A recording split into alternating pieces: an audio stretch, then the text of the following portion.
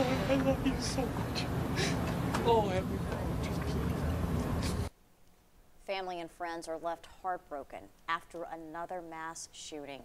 12 people were killed when a gunman walked into a bar just outside Los Angeles and started shooting.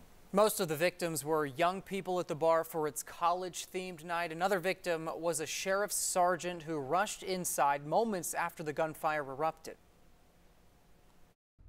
He died a hero because he went in to save lives, to save other people. Officials have since identified the shooter as Ian David Long, a 28-year-old veteran who turned the gun on himself as SWAT team stormed the bar.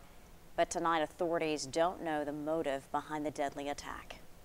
And in response to the shooting, Cotton Eye Joe here in East Tennessee is tightening up their security and reviewing their emergency plan. Yeah, they're doing a couple different things. Tonight, I spoke with the owner of that bar to see exactly what they're doing to keep their customers safe.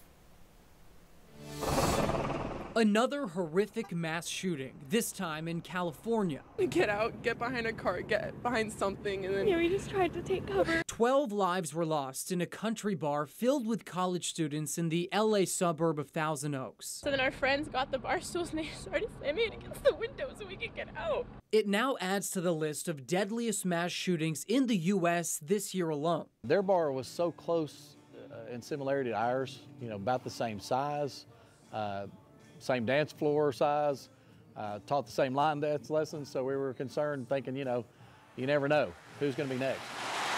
Over 2,000 miles away here in Knoxville, the tragedy is affecting how other country bars protect their patrons. We've been talking about some things we're going to change. Chuck Ward owns Cotton Eye Joe, one of the most popular country bars in East Tennessee. This bar is well known throughout the country. I mean, it's iconic. The biggest security change at the club will be an increased armed officer presence during the weekends when the club is most visited. Changes are coming to the parking lot, too. We've been talking about adding some lighting.